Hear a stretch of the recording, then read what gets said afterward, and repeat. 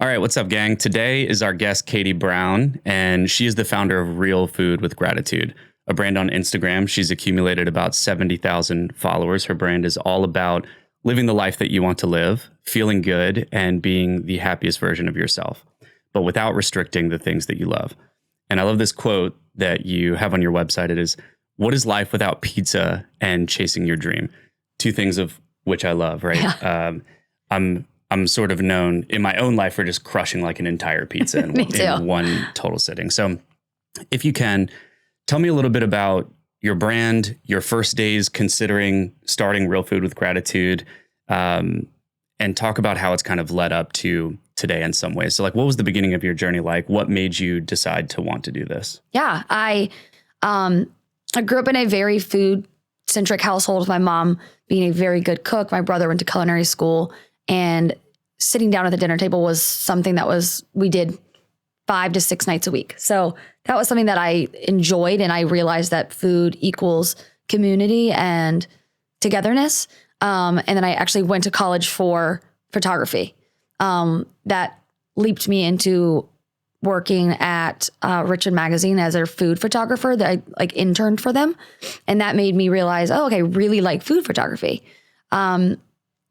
I really like talking to people, and that's a huge part of who I am. I feel like I'm very good at selling myself, selling a brand, selling a company, and I wasn't getting that from behind the camera. So I then went into sales, realized that this is just not my passion. Like, how can I do all this together? My passion, make the income that I want and work for myself all at once. So I started an Instagram right when food photography or like the food porn industry of Instagram really started to ramp up. All those pictures of ice cream and like donuts and the burgers and stuff. And I was like, I love that concept. And I love the idea of real time.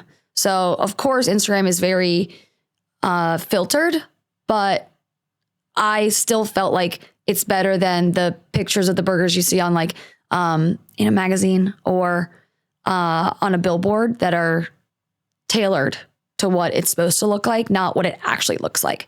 So I started creating just my Instagram of my recipes, good looking food to show that you can live a healthy lifestyle with food that looks and tastes good, which a lot of people don't realize are 2 things you can do at once. Yeah. So that was my thought process in starting it. And it kind of took off from the beginning because I was passionate in the selling myself, I guess you'd say, because I would just send my Instagram to random people. I mean, I started it because I was posting like my plate on my feed, like every night on my personal feed. And people were like, of course she's posting another plate picture. And I was like, well, I'm just going to start on my own. So the people that actually are interested in the food can go and follow this one. So I just sent it out to a bunch of people. People started following it. And after about 8 to 10 months, it ramped up to about 15,000 followers. And that was because I put in hours and hours of time a day, reaching out to other companies, engaging with other creators that I had seen and started following when I first started. And once you get your name out there to creators that are doing the same thing you are, they're growing. And if they're commenting on your stuff, other people are going to see. So the more eyes that see you, the more talent that you get, etc. So that was my thought process and how I got to kind of the first year of that. Yeah, I love that. And I think it's important to emphasize the amount of time and effort that it took you. Yeah. I think it's easy to look at people's brands and see that they've got, tens of thousands of followers. And you mentioned earlier this shift from like photo-based content to, of course, the era of reels and that happening. So obviously you had to adapt and make a switch and try to figure out how to change your content to make sure that you were on top of what's happening like on social media, right? Yeah, and I tried I could feel myself like pushing against it. I mean, 2020, I was like, wait, do I need a TikTok? Okay, I'm not going to dance. That's not my thing. Food videos on TikTok weren't really a thing in 2020. 2021, food videos kind of became a thing on TikTok. Then a lot of the creators that I look up to on Instagram that were like, basically the same as me, were doing reels. And I was like, all right, I'll do like a few. And I just felt like the pull from myself to be like, I'm not passionate about this because I am passionate about food photography and photography in general. And it just was never really caught on because I wasn't bought into it. I finally started enjoying the process of creating the videos. And that's when my videos started to do well. I then realized, okay, some videos aren't going to do well. That is what social media is. You could spend an entire day and love every minute that you did, and it could flop. You could make a 2-minute video or take 2 minutes to make a video and post it, and it could get 1 million views. Yeah. That is just it's social media. But the overall is if you enjoy making the videos, you will start to see some progress along with the other time you put into it. Still doing the engaging with people, still reaching out to my thing is obviously reaching out to food brands. I went to different food expos, handed out my card. Those brands would then reach back out to me. Lots of emails back and forth because that was the only way to keep my name just circulating in that industry. So I think it can't be overstated how much effort goes into that, right? Because somebody might see a social media brand and not really understand that it takes the same effort as almost any other business, you know? And even I didn't know that about your brand. And it's quite impressive to hear how much effort you put into getting it off the ground. I had to quit my full-time job to be able to do it because you can't work an 8:30 to 5:30 sales job with the idea of wanting to, I did for a couple months, of course, but if I really wanted to take it to the next level, I had to leave that job. And I supplemented fitness teaching and teaching a couple group classes at different boutique studios. And I became, I did part-time receptionist work just to the work that you can, the jobs you can do while doing your side hustle, right? And then once you feel okay, that's making enough living, then you can cut one of those back and then you can cut a little bit more back and then you can continue. And then once you get that, then you can figure out how to take that brand and make different streams of income. Yeah.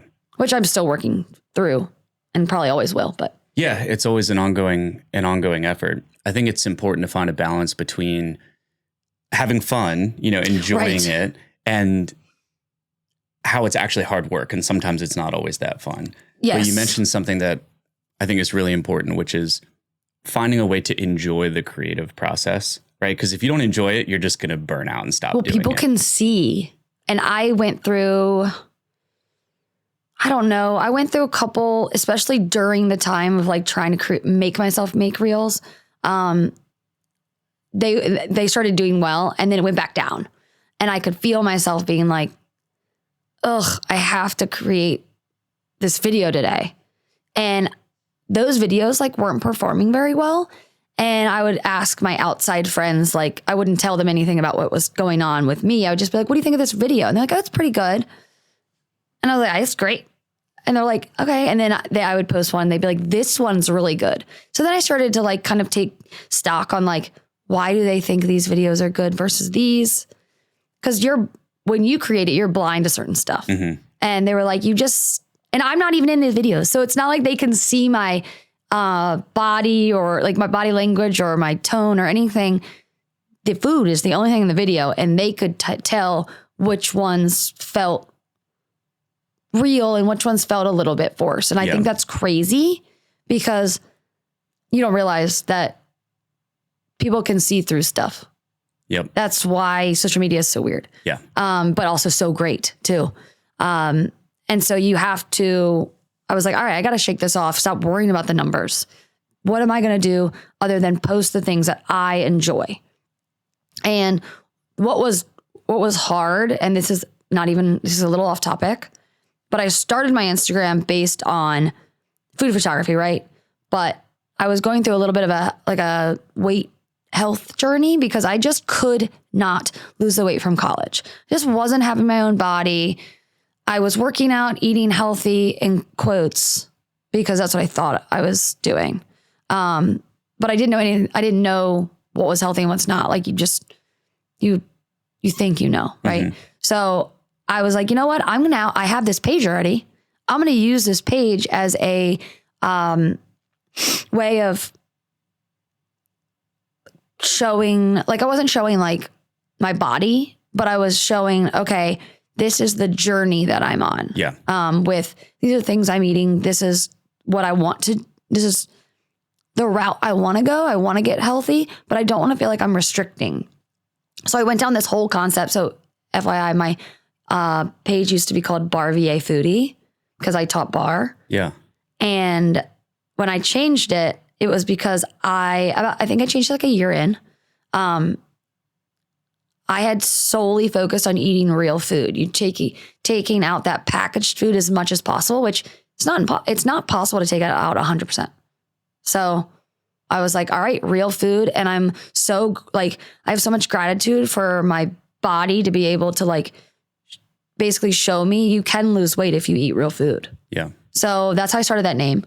And then when Reels started coming about, I was continuing that like health journey, but the Reels and health journey don't like go hand in hand at that time. The only thing that was really doing well was like food porn videos. Yeah. Right. So, which still of course is a thing, but I was like, okay, well, now that Reels are a thing, I can still have my journey, but I'm going to go fully back into the recipe game. Yeah. Because that's what I needed to do for my brand in terms of my growth. And I was like, what's working, what's not working? What's working for me personally is that continuous everyday journey of health, wellness, fitness. But for my brand, people seem to only love my like really cool looking recipes that are actually realistic recipes. So I was like, all right, we're going to go full force on that. So I took a step back from the wellness concept when it comes to my actual Instagram brand. But my website and me personally, that's still there. Yeah. Well, and it sounds like it helped you, whether or not you recognized it, it probably helped kind of warm you up to the idea of putting yourself out there on social media a little bit, right? Like I call this building in public. And it also, especially if you're, whether it's a health journey, a weight loss journey, whatever it is, like discovering, how to even pursue shopping the right way and how to, learning all those skills. Cause it takes like a skill set to understand like what ingredients should I avoid? What do these labels mean? Oh my gosh. One of my first reels was me showing swaps. Like, okay, at the grocery store, you should buy this instead of this. And like some people do that content now and it does really well. It just didn't, for some reason, it didn't work for me. Mm-hmm. I will all day take someone to the store and give them swaps, or like if anyone had a question of like, okay, this is what I buy. Is there something better? I geek out on that stuff. I love it. But from a short form video for my brand, it just like wasn't clicking for some reason. Yeah. But yeah, I'm still obsessed with it. So when you approach your content, like currently, are you pretty much only just making recipe videos, or do you try to mix in other stuff? Right now, that's what's working. And that's what I remember last summer, I saw more people. I would say the first like 2 to 3 years of Reels, it was just people's hands in videos. Mm-hmm. Like no one was in the video. Yeah. Other than if you're dancing on TikTok. Mm-hmm. And then I started seeing less curated food videos of people just like chilling in their kitchen. And then that is starting to become more of a thing. So I started trying to do it last year and like those videos were not performing. So I was like, all right, well, maybe people aren't connecting to me that way. That's totally fine. I mean, I think I'm funny, so they should. But I felt really weird trying to make jokes because on Reels, you either need to have value, something for someone to take away, or humor. Yeah, like entertainment. And my entertainment is like really dry. And you can't like force dry entertainment. I mean, you can't force dry humor. Like it's like when I'm talking to someone, like I can make a joke, but like some people like can be super funny while they're like by themselves cooking.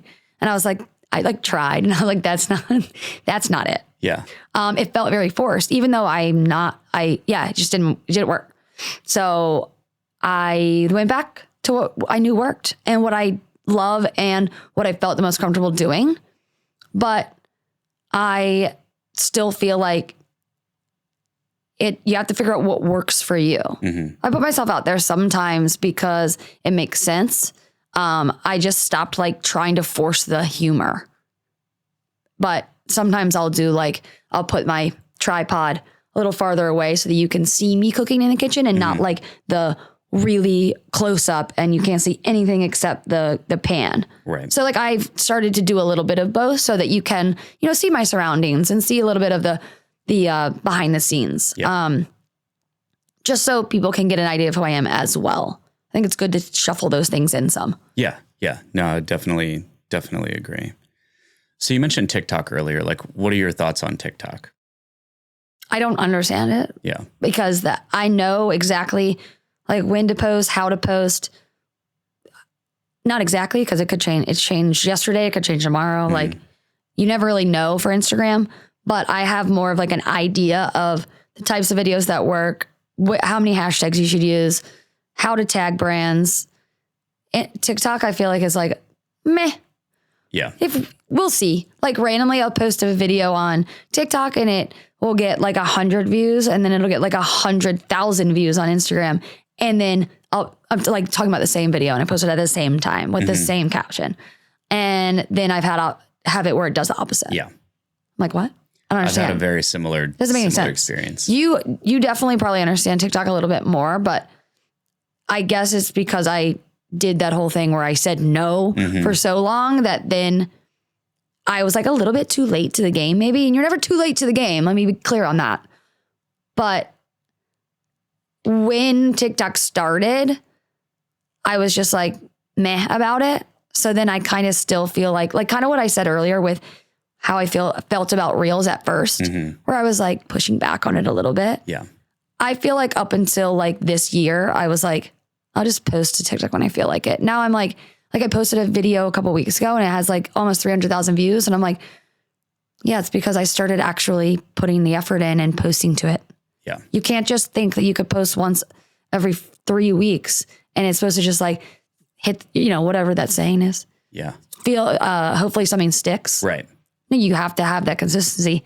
And even though I don't understand TikTok, you still have to have the consistency, whether that's Twitter, Instagram. Twitter, I don't even understand it even a little bit. Yeah, I don't use Twitter either. Any of those things, what are they called? X? Yeah, X. What are those, anything that has to do with business or creation is consistency. Yeah.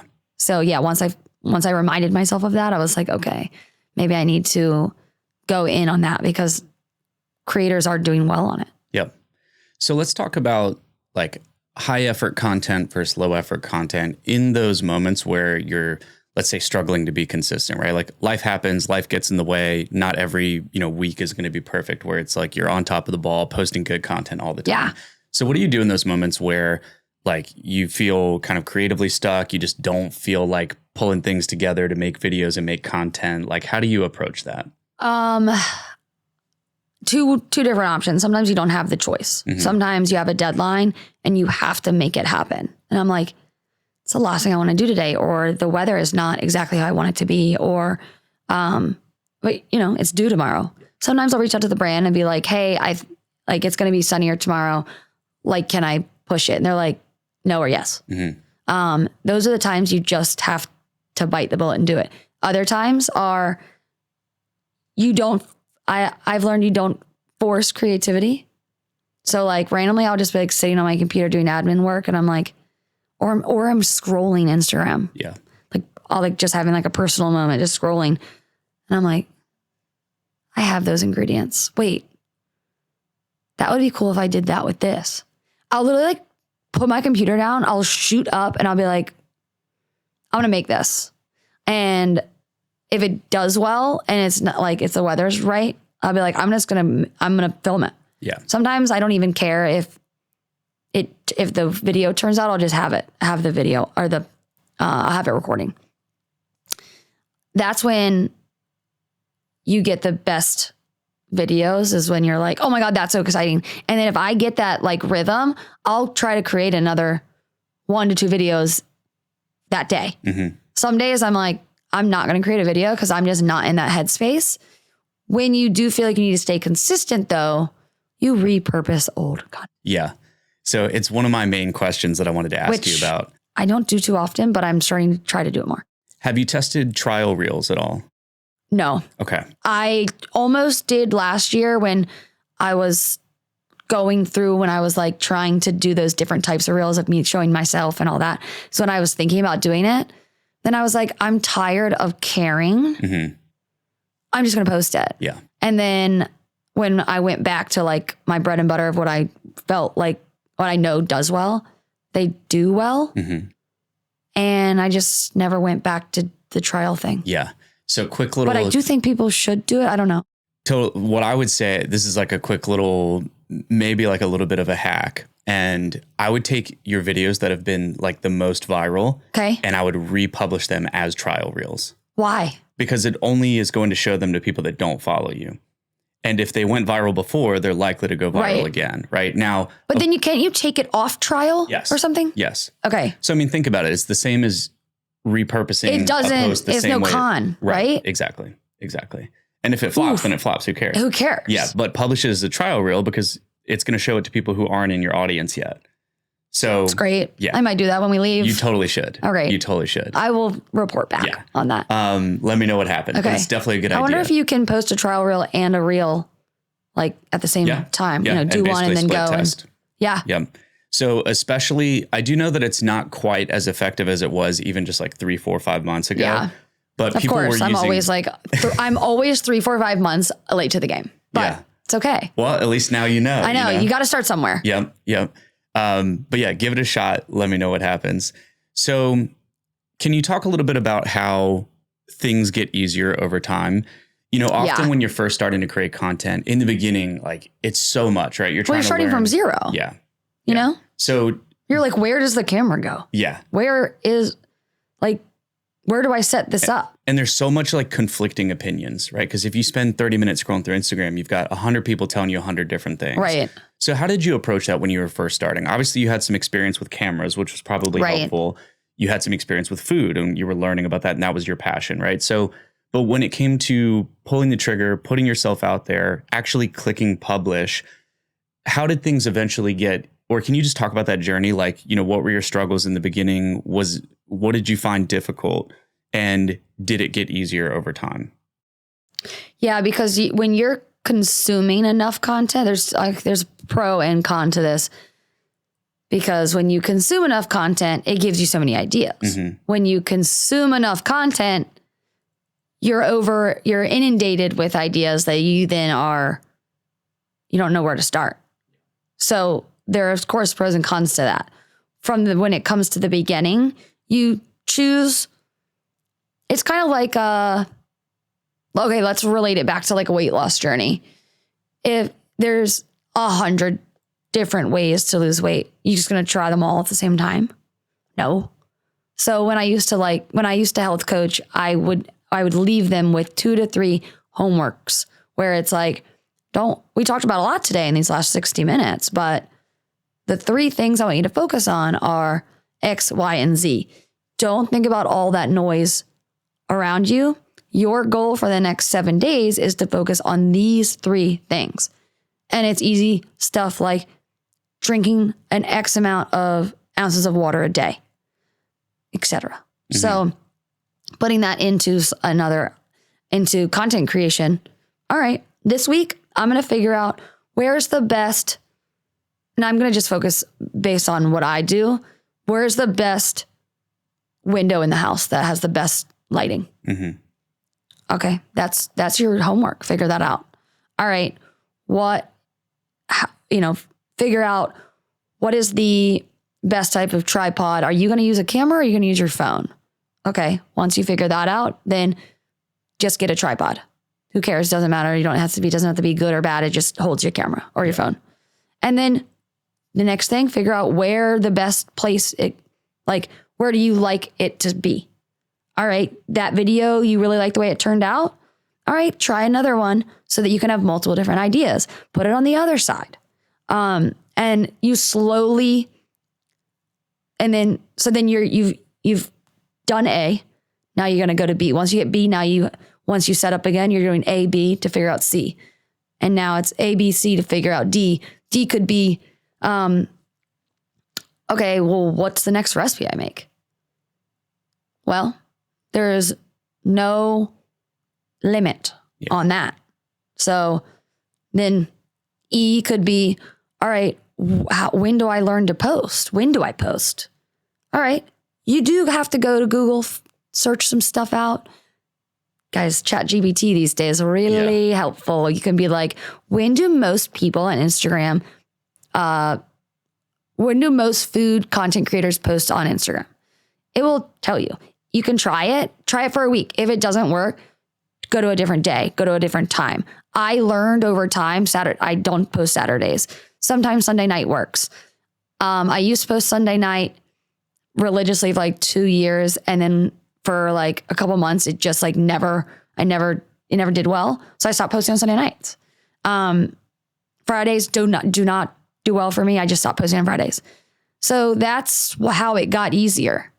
But yeah, the beginning where it's like annoying. Yeah. Like if I moved to a new house, I would have to kind of start over, even though I know the process. I'd have to figure out, okay, where is the best window to post? To film. Right. And okay, what time of day is the sun hitting that window? Because your houses all face different directions. Yep. So it's annoying, and you can always reach out to people that you look up to or that you know in your space and ask little questions that honestly could save you 2 hours. Yeah. So what I take away from that is obviously keep it simple. Yes. With one thing at a time, figure out that one thing and then go to the next thing. Yeah. Yeah.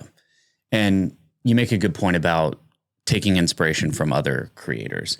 I think like when you see inspiration key though. Yeah, for sure. We talk a lot about this concept of like steal like an artist, which a lot of people misunderstand. I think, if we think about creative endeavors of any kind, like, of course, people are going to take inspiration from all types of things. This has been happening for thousands of years where people create art and sculptures and paintings using inspiration from other pieces of work that they've seen. Now we're just doing it in the future in a modern way, and people are doing it through content where in many ways, like content creators aren't seen as like artists in a way. Right. It's like when kind of weirdly they kind of are. Yeah, absolutely. It is an art form. Oh, 100%. Like food is art, storytelling is art, like visual, using a camera is art. Like you mentioned going to school for photography. I took photography in high school. I took graphic design in high school. It all of it's art, and content creation also is like the ultimate personal development journey. It's like you face all of your own kind of personal self-judgments and have to figure out how do I overcome all of that? Right. It's like that's an art in itself is figuring that out. So the imposter syndrome is real for, I would say 100% of content creators. Yeah. If someone said that they don't have it, they're lying because even the people that have 6 million followers are like, some people are like, I don't know how I got here. Yeah. Like I remember I watched something that like Alex Earl posted and she was like, I don't know why, and Charlie D'Amelio. And they were like, some of the most famous content creators in the world. They're like, don't know why y'all like me so much. I'm just like any other XYZ year old. Yeah. Like, and it doesn't make sense. Yeah. So even those people have imposter syndrome because we don't understand why someone would like me over someone else. But you have to realize it's because you're different than any other person. Yep. And you're going to bring something different than someone else does. Yeah. So I think this makes a good segue into talking a little bit about content as a business. So when let's put it this way. So your brand, how is it a business? Can you talk a little bit about how does it fuel your life? How does it produce revenue, as a business? Like do you do brand deals? Like how do you make money with your business? And going on to the imposter syndrome, I like, still I'm like, I don't have a brand. But like in reality, I guess it is. Yeah. But in my head, I'm like, it's a business. But it's the business that you're not really working if you love what you do, right? And so I try to use that as not to go too hard in the only one aspect of income stream, because then you do get burnt out. Yeah. So you got to find out a way to have multiple revenue streams, right? But my main revenue stream is taking the brands that I love already. For example, a specific yogurt company or a specific type of on-the-go bar, or like right now I'm working with a chicken company. Like I'm all about high quality food and, less processed, but you have to have high quality food to feel your best. So I'm like, all right, well, this chicken is the chicken that I buy, this brand. And I'll reach out to them and be like, hey, I'd love to partner together for brand awareness. I have my little spiel. And then if they say, well, what did you have in mind? Hey, I'd love to create 3 reels over the next quarter using your product, showing why your product is superior and why I use it and how I use it. And I'll create a recipe video. And, before I create the content, we've decided how many reels and what that's going to cost them. So they asked me for my rate. Obviously I charge for, Instagram stories, Instagram carousels would just be, photos in a row, or reels. And I'll give them the options, I give them the rates, and then they come back and they say, hey, our budget is this. Can we do a reel and 1 story series? And then they'll say, we'd love to have it on our page as well. I'll charge more for them being able to do the collaboration tool where when I post it, it automatically goes onto their feed. So that's in reality, instead of hiring a in-house $100,000 employee to create content for the chicken brand, they are reaching out to content creators like me and multiple other people to create the brands. It's going to go on my page because most of the time the content creators have more followers than the food brand itself. Yeah. Not always, but a lot of the time the content creators get more eyes. Yeah. So they're lucking out because they're not having to pay a full-time employee in-house, and they're getting content that is put on their page and on the content creators page for the content creators' eyes as well. So they're getting double bang for their buck. So it's a lot of the times a no-brainer. So that's why companies are down to pay people like me. If they really like my aesthetic and they think that my aesthetic works for their product, it's a no-brainer if I fit into that budget that they have. Yeah. So that's where I would say 80% of my income comes from. My goal is to start creating, monetizing my website, which takes a lot of effort and something I'm just learning. Again, a little late to the game because I created a website in 2017 and did not try to monetize it because I didn't really know that was a thing. But what is that? 8 years later, I'm like, probably should start that. So I'm really working hard to not just focus on Instagram and really put some time and effort into my website. So I've had to add a little more overhead to my monthly expenses, paying someone to go through my website and figure out what's good, what's bad. Obviously spending more time uploading stuff onto it. So that's a hope for the future as well. Yeah. Nice. So earlier you mentioned like reaching out to brands, like you made a list of, your favorite brands, all these people and so when I think of that, I always think of this concept called the Dream 100. And it was originally spoken about by Chet Holmes in a book called The Ultimate Sales Machine. And he essentially says, like, look, if you want to run a business and make sales, make money, make revenue, make a list of your top 100 dream clients and literally just reach out to them. And The only thing they could do is say no or not respond. Like there's no harm in that. Yeah. And people, there's certain people that are afraid of rejection. Again, if you say you're not, you're lying. But there's an idea of they're not rejecting you. It may be a time frame. It may be they're going through restructuring. It may literally have nothing to do with you, but they're not going to work with you right now. Yeah. But there's some people that are like, he just doesn't fit our vibe. That's also okay. Yeah. There's going to be hundreds of other people and brands that do fit your vibe. Yeah. So I would say like once every 3 months, I go to Whole Foods and I walk every aisle and I take just a quick picture with my phone of a brand that I'm like, I've never seen that brand before. I like that brand. And I'll DM them and I'll say, some social media managers like to talk through DM over email. So I'll say, would love to send an email, or do you want to chat here? And they're like, yes or no. And if they say yes, they usually say like, you reached out to us. So like, what did you have in mind? Yeah. So you kind of have to have something to come back with, not just like, hey, do you want to pay me? It's like, hey, I'd love to take your specific product and create this and put it on my page for my viewers to see. Yeah. And some of the times they're like, hey, we're on pause for that right now. Can you put a note to reach back out in Q1 of 2026? That's when we're starting our partnerships again. Okay, I'll really reach back out in November of this year to then remind you I'm going to reach back out in January. Yeah. So it's just the idea of sales.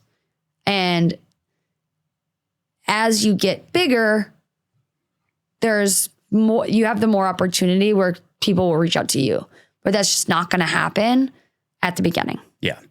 So how do you feel, like, what are your thoughts for the future of the creator economy? Like as a creator yourself. It stresses me out. Really? Yeah. Because, the AI, like just in general, AI stresses me out because I'm like,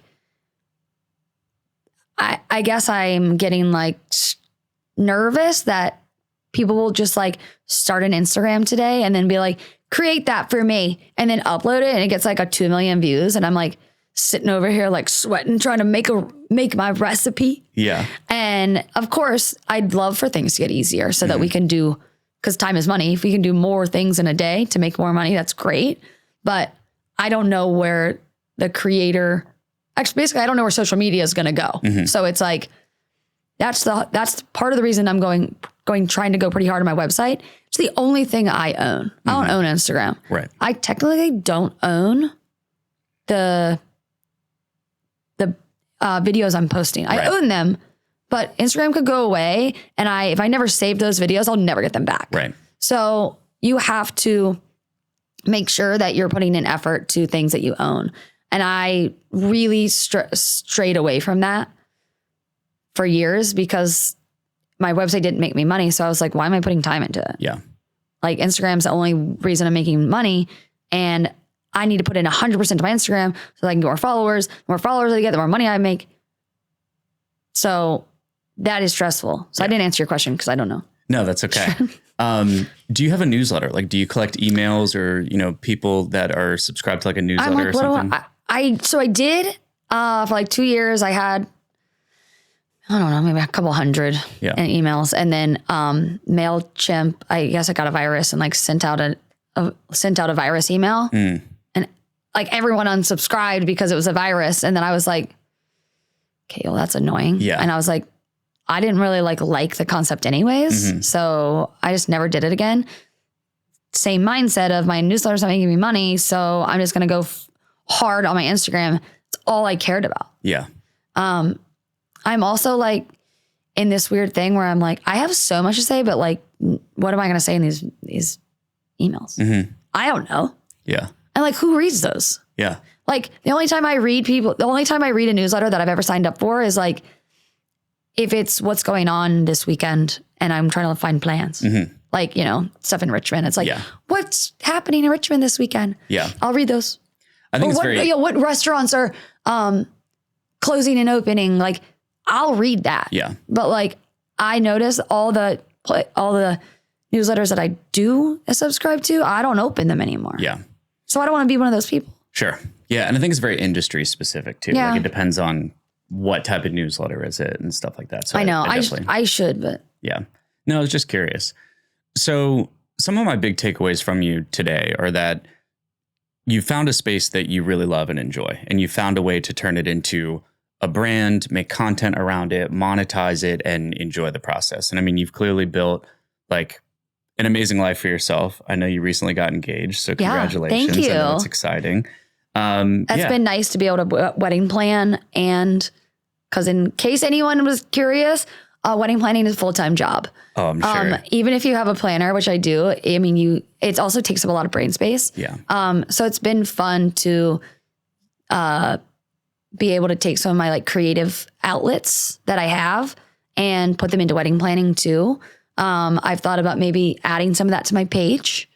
I'm going to try to start posting different things. Once I have the wedding, I'm going to take a lot of that content and start like, I've noticed that I have started to consume so much. What do you regret? What would you do for your wedding? Mm-hmm. I consume that all the time now, and I'll write everything down.